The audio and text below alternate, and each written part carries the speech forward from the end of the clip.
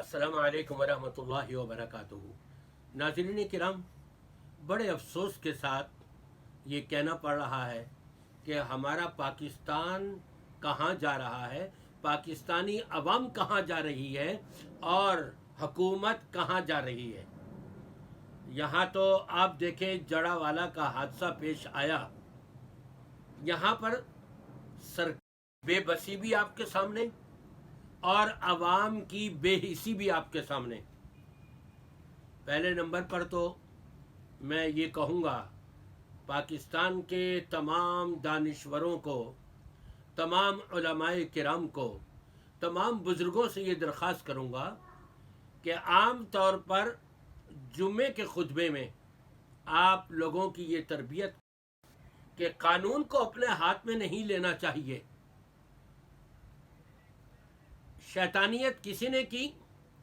اور اس کا بدلہ ہم کس سے لے رہے ہیں، یہ اسلام اجازت نہیں دیتا۔ جس شخص نے قرآن پاک کی بے حرمتی کی تھی اس کو پکڑ کے گورنمنٹ کے حوالے کرنا تھا، وہ تو بھاگ گئے اور جا کر کے عیسائیوں کے پورے محلے کو برباد کرنے کی کوشش کر دی گئی، آگے جلا دی گئی، توڑ پھوڑ کر دی گئی، ان کے گرجا کو توڑا پھوڑا۔ اسلام یہ نہیں سکھاتا، یہ عوام کا کام نہیں ہے۔ قرآن پاک کی بے حرمتی ہوئی، آپ پکڑے اس کو، اگر نہیں پکڑ پا رہا ہے، چھپ گیا ہے، تو اب گورنمنٹ کی ذمہ داری ہے کہ وہ اس کو پکڑے اور گرفتار کرے اس کو۔ میں تو یہاں یہ کہوں گا گورنمنٹ سے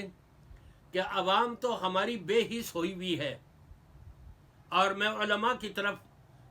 کی طرف آ کر کے اس طرف ان کی توجہ دلاؤں گا کہ ان کو اس بے حسی سے نکالیں۔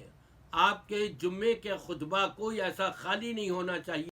کہ جس میں عوام کو ان کی بے حسی،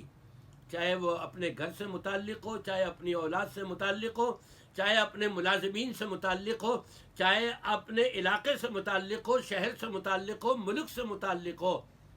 ان کو بے حس نہیں ہونا چاہیے۔ اسلامی جو تعلیمات ہیں اس کے مطابق قدم اٹھانا چاہیے۔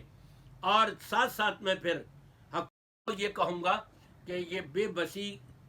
جو سامنے آتی ہے ہمارے کہ جی وہ غائب ہو گیا، وہ بھاگ گیا، کہاں سے پکڑے، یہ حکومت کی ذمہ داری ہے۔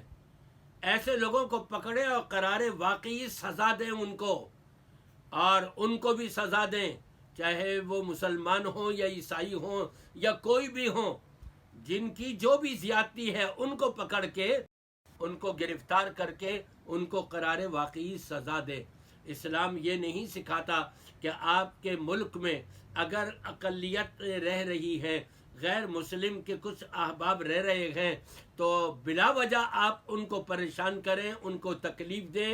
ان کو مصائب میں گھیر لیں اور آگ لگائیں اور ان کے مکانوں کو توڑ پھوڑ کریں۔ اسلام اس چیز کی اجازت دیتا قطعی طور پہ۔